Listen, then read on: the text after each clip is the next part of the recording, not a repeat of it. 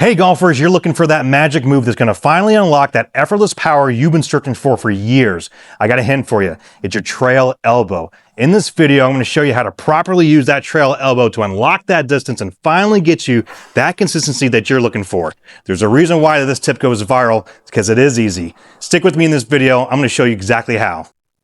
Hi folks, Kevin Stull here. I'm the Director of Instruction at the Club at Old Hawthorne and Callaway Master Club Fitter, and it's a pleasure to help you today. Welcome to my channel. So we're going to cover the one thing that you've been searching for years. How do I get more distance? What's the secret? What's the magic move in the easiest way possible? I'm going to show you that today, and it has to do with your trail elbow. Keeping this elbow tucked into our side and rotating properly is the key to maintaining distance, compressing that golf ball, and being consistent. But we have to start off by getting ourselves loaded properly in our backswing, getting the correct position at the top so we can set ourselves up to get to there.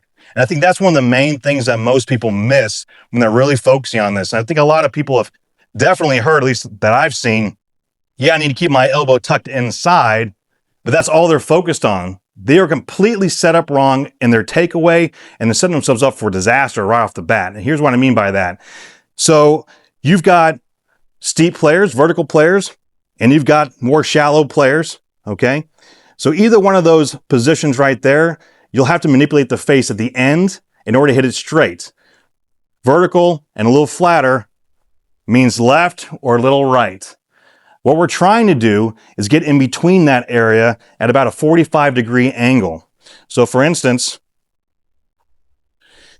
if you're set up to the golf ball like so, this club shaft is already at about a 45-degree angle, and we're trying to keep that as we go through our swing, back down through impact.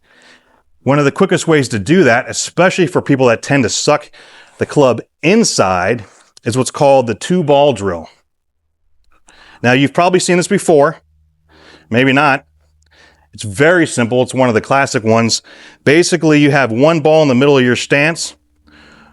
The other ball is right inside your right foot or your trail foot, and you set up to the middle ball. Now, we're trying to prevent this club from going inside this way for that flatter plane. So what we're going to do is we're going to try and take this club back, hit this back ball, and make sure it goes straight back. It's instant feedback, and that's what I love about it. It's not very complicated whatsoever, but when you set up to it, and you're a person that tends to roll the club inside, there you go. The ball will roll inside. So it'll tell you, did your ball go straight back with your club or not? Now, that's for that type of player. It isn't for everybody necessarily, especially for those vertical players. I think a lot of those golfers that tend to get very steep in their swings, they'll hyper-focus on a drill like this and completely forget about rotation, forgetting that your swing is on an arc. It's not straight vertical this way. And so when they're hyper-focused on taking that club straight back, well, then their chest and their body is not connected to their arms anymore, and their arms are separated, and you're back into a lifting motion. All right? So lifting, they'll tend to pull it back to their left, and you'll see a lot of slices and things like that. So in order to combat that, this is one of my absolute all-time favorite drills. Again, very simple. Take your normal stance, and all you're going to do is switch your grip. You're going to go left hand low for you right-handed players. Now, the second you do that, and you take the club back to the top of your swing, now all of a sudden, we are set, and we're at that 45-degree angle. I want you to notice what that feeling is. I want you to notice how your shoulders feel, how your pivot feels, right? We're feeling a lot of weight in our body. We're feeling a lot of turn in our body, which is a great thing, and we're keeping that angle. Okay, so for you vertical players, switch your hands just like this and get us nice and set to the top. Now, notice what my trail elbow is doing right now. It is tucked in my side, right? It is not flaring this way. So, especially for you vertical players or a little steeper swings, we're not getting separated. See that? You automatically feel that sensation of proper turn with your body because this elbow is nice and tucked inside. So if we're taking it away that way, and we're nice and tucked inside. What does that mean on the downswing then? Well, on the downswing, we don't want to change too much of what we just did on our backswing compared to our downswing.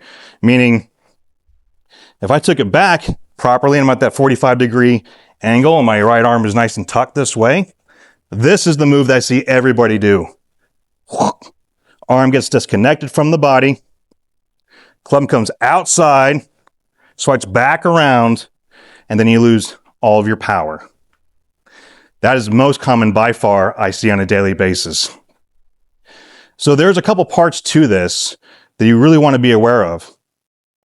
When you're taking it back and you're feeling this elbow nice and on the inside, like so, and you're coming back down, obviously we want to be in that same position. So when club shaft is going down your feet line, like so, we're not pointing out to the right, we're not pointed inside this way, we're keeping it right down, club shaft is going right down your feet line.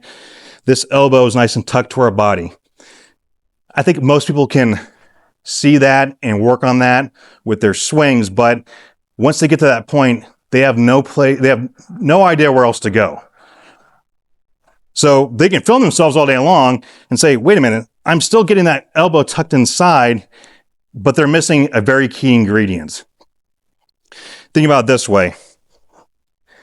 If our club is tucked inside like so, and we continue on the same path, like this, straight down the line, what's happening in my club face?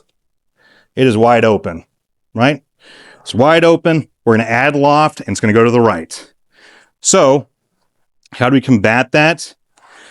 Once you get to this position right here, you want to feel your body starting to rotate back around this way with this elbow tucked and nice and connected to your right side. You're going to feel like your right forearm here is turning with your body like this. Now, a key component of this is, yes, my forearm is turning with my body, but my wrist angle is staying the same. Let me explain. Don't freak out too much about this. Okay. So, we are at club shaft parallel to our ground, just like so. Our elbow's nice and tucked in. We've got one place to go, and that's rotating back to our left-hand side. If I maintain this same angle with my hands and allow that club to now square up and hit the back of the ball, then we can have consistent contact, then we can have consistent launch, all right, and get that distance that you're looking for, effortless power. We're just connecting a couple different spots in order to get that. And I say effortless because most people lose distance with their clubs because they're putting so much emphasis on their upper body, so much emphasis, meaning they're just really throwing that club at the ball this way. And that is not a power move. A whole bunch of things can happen that way. But if we have this nice and tucked in and we continue to rotate and we maintain that angle with our wrists, we're just turning our body back to our left-hand side, then we don't have to worry about any type of flipping action.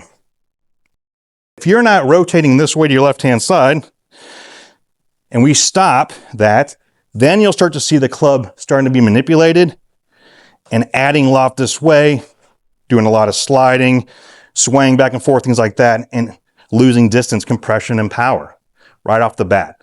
And so that is basically the main thing that I see ingredients-wise that people are missing on the downswing. Am I A, taking it back properly on that 45-degree angle? Am I keeping this elbow nice and tucked as I do that, nice and connected? And as I go back down, am I using my body to rotate through and maintain those wrist angles so I have the same angle of attack every single time? I think that definitely ties into most players that have a general idea of where their distances are, but not completely locked in. If you don't know what your distances are and it kind of varies by 10 yards, here's a huge indicator right now. This is probably what you're doing. At impact, your angle of attack is changing, meaning that little key area that we were just talking about is not being consistent at all. One thing will happen and take over. Either your upper body will take over or you'll get stuck and end up tilting backwards instead of rotating around to your left-hand side, allowing that club face to really smack the back of that golf ball. All right, so let's review here. For you players that tend to suck it on the inside like this, we're going to take that golf ball. We're going to do the two golf ball drill like this. Hit that ball straight back so that we can get ourselves in the position and get a little bit more angle on our takeaway. But for those players that are the opposite, that tend to go very steep, we are going to now step to the golf ball, switch your hands so your left hand is low for you right-handed players. Take that club to the back of your swing and now feel that body turn with it. Feeling that elbow nice and tucked on the inside, getting ourselves nice and primed and ready to go. So when we come back down in that same position, we're going to feel our body rotate back to our left and really hit the back of that golf ball, having that same angle of attack. So go in that order, feel that elbow nice and tucked in inside, rotate your body, and don't worry about the clip face too much because it will compress and hit the back of that ball, and you will finally get that power that you've been looking for, you've been Googling, you've been searching for all this time.